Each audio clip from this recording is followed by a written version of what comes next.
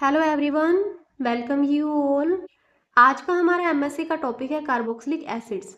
आज के इस वीडियो लेक्चर में हम डिस्कस करने वाले हैं ऑक्सीडेशन ऑफ कार्बोक्सिलिक एसिड्स के बारे में। आज की इस वीडियो में हम देखेंगे कैसे हम कार्बोक्सिलिक एसिड का ऑक्सीडेशन करवा सकते हैं और इसे कन्वर्ट कर सकते हैं डिफरेंट कंपाउंड्स में।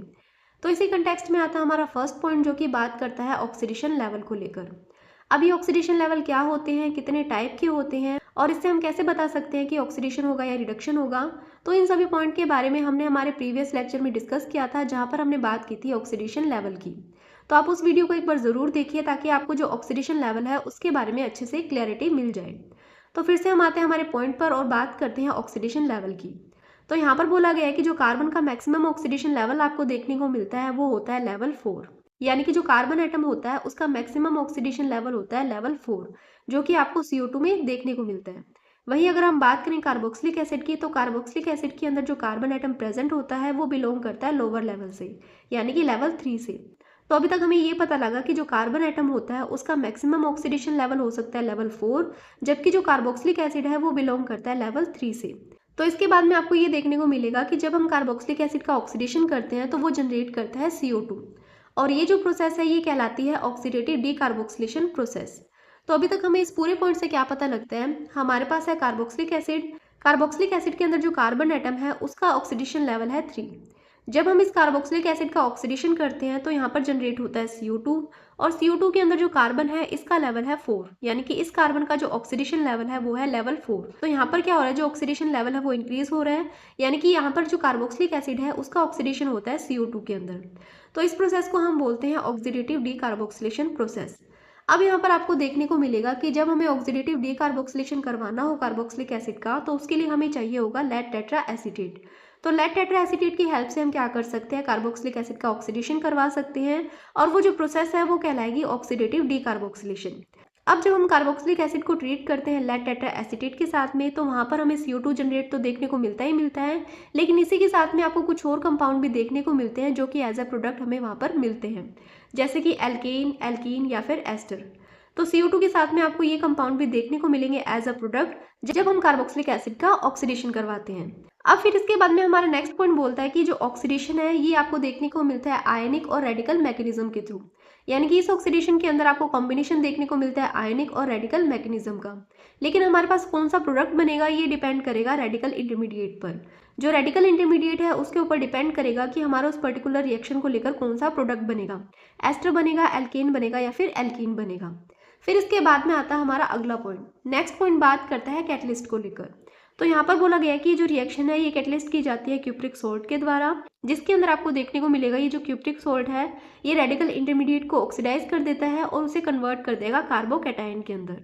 तो अभी तक ये हमारे कुछ पॉइंट है ऑक्सीडेटिव डीकार्बोक्सिलेशन को लेकर, जिसमें हमने क्या किया है, कार्बोक्सिलिक एसिड का ऑक्सीडेशन किया है और उसे कन्वर्ट किया है CO2 के अंदर, और साथ में हमें वहां से मिलते हैं डिफरेंट कंपाउंड्स। तो अभी तक तो ये हमारे पास थ्योरी थी, अब हम इसके एग्जाम्पल भी देख लेते हैं। तो एग्जाम्पल के तौर पर हमारी आती है फर्स्ट रिएक्शन। फर्स्ट रिएक्शन के अंदर हमारे पास ये कार्बोक्सिलिक एसिड कंटेनिंग कंपाउंड है और इसे हम ट्रीट करते हैं लेड टेट्रा एसीटेट के साथ में।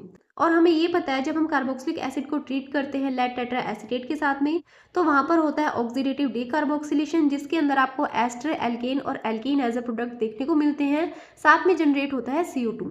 तो यहाँ पर आपको जो प्रोडक्ट देखने को मिलता है वो है एस्टर। इसी तरीके से हमारी आती है सेकेंड रिएक्शन। इस रिएक्शन के अंदर हम ये कंपाउंड लेते हैं और इस कंपाउंड को हम ट्रीट करते हैं लेड टेट्रा एसीटेट के साथ में, और यहाँ पर लिया गया है क्लोरोफॉर्म। तो यहाँ पर आपको डीकार्बोक्सिलेशन देखने को मिलेगा। तो यहाँ पर ये जो CO2 है इसका 1 मोल रिलीज हो जाएगा और फॉर्मेशन होगा एल्केन का। फिर इसी तरीके से आपको नेक्स्ट रिएक्शन में भी एल्केन का फॉर्मेशन देखने को मिल रहा है, साथ में जनरेट हो रही है CO2। तो ये हमारे पास कुछ एग्जाम्पल है जो कि शो करते हैं ऑक्सीडेटिव डीकार्बोक्सिलेशन प्रोसेस को। अभी तक हमने क्या किया, अभी तक हमने एस्टर और एल्केन का फॉर्मेशन किया है।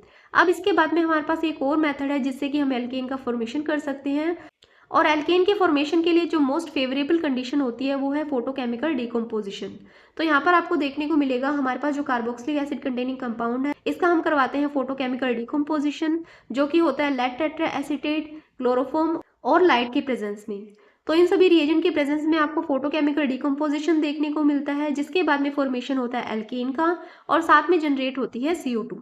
तो ये भी एक इंपॉर्टेंट रिएक्शन है कार्बोक्सिलिक एसिड से रिलेटेड, जिसके अंदर हम फोटोकेमिकल डिकम्पोजिशन करवाते हैं और फॉर्मेशन करते हैं एल्केन का। फिर इसके बाद में आता है हमारा अगला पॉइंट जो कि बात करता है 1,2 डाइकार्बोक्सिलिक एसिड की। तो अगर हमारे पास कोई ऐसा कंपाउंड है जिसमें आपको 2 डाइकार्बोक्सिलिक एसिड ग्रुप लगे हुए दिखाई देते हैं, तो वहाँ पर आपको 20 डिकार्बोक्सिलेशन देखने को मिलता है।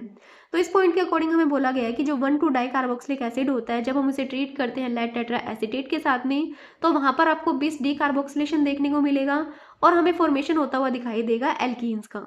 तो इसका एग्जांपल आपको यहाँ पर देखने को मिल रहा है। ये हमारे पास एक कंपाउंड है। इस कंपाउंड के अंदर आपको 1 और 2 पोजीशन पर 2 कार्बोक्सिलिक एसिड ग्रुप लगे हुए दिखाई दे रहे हैं। अब जब हम इस कंपाउंड को ट्रीट करते हैं लेड टेट्रा एसीटेट के साथ में और साथ में यहाँ पर लिया जाता है पिरिडीन, तो यहाँ पर क्या होता है, इस कंपाउंड के अंदर आपको 20 डीकार्बोक्सिलेशन देखने को मिलेगा। 20 डीकार्बोक्सिलेशन का मतलब है यहाँ से आपको 2 मोल CO2 रिलीज होते हुए दिखाई देंगे, जिसके बाद में फॉर्मेशन होगा एल्कीन का।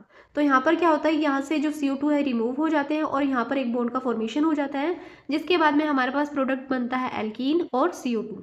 तो ये बात होती है हमारे कार्बोक्सिलिक एसिड के ऑक्सीडेशन को लेकर। अब इसके बाद में आपको 2 अलग रिएक्शन देखने को मिलती है जो कि आपको ध्यान रखनी है। तो उसी के अंदर हमारी जो फर्स्ट रिएक्शन है, उसके अंदर आपको ये कंपाउंड दिया गया है और इस कंपाउंड को हमने ट्रीट कर रखा है लेड टेट्रा एसीटेट के साथ में और साथ में यहाँ पर है क्यूप्रिक डाइएसीटेट। तो जब हम इन रिएजेंट के साथ में इस कंपाउंड को ट्रीट करते हैं, तो यहाँ पर आपको देखने को मिलता है डीकार्बोक्सिलेशन तो होगा ही, यानी कि यहाँ पर CO2 तो जनरेट होगा ही, लेकिन साथ में आपको यहाँ पर एल्कीन भी देखने को मिलेगी, यानी कि यहाँ पर डबल बॉन्ड लग जाएगा और यहाँ से ये जो CO2 है ये रिमूव हो जाएगी और आपको प्रोडक्ट मिलेंगे कुछ ऐसे। इसी तरीके से हमारा जो सेकंड रिएक्शन है, इस सेकंड रिएक्शन के अंदर आपको देखने को मिलेगा ये जो कंपाउंड है, इस कंपाउंड को हम ट्रीट करते हैं लेड टेट्रा एसीटेट के साथ में, क्यूप्रिक डाइएसीटेट के साथ में, लेकिन इस बार हमने एक अलग रिएजेंट लिया है जो कि है पोटेशियम एसीटेट। तो पोटेशियम एसीटेट क्या करता है, यहाँ से CO2 को रिलीज करेगा, लेकिन यहाँ पर ऐड कर देगा एसीटेट ग्रुप को, जिसके बाद में फॉर्मेशन होगा हमारे पास कुछ ऐसे प्रोडक्ट्स का। तो ये था आज का हमारा वीडियो जहाँ पर हमने कार्बोक्सिलिक एसिड के ऑक्सीडेशन को डिस्कस किया। तो इस वीडियो के लिए इतना ही। आई होप आपको वीडियो अच्छा लगा होगा। अगर वीडियो अच्छा लगा तो चैनल को सब्सक्राइब करें। इसी के साथ में वीडियो को ज़्यादा से ज़्यादा शेयर करें और लाइक करें। Thank you.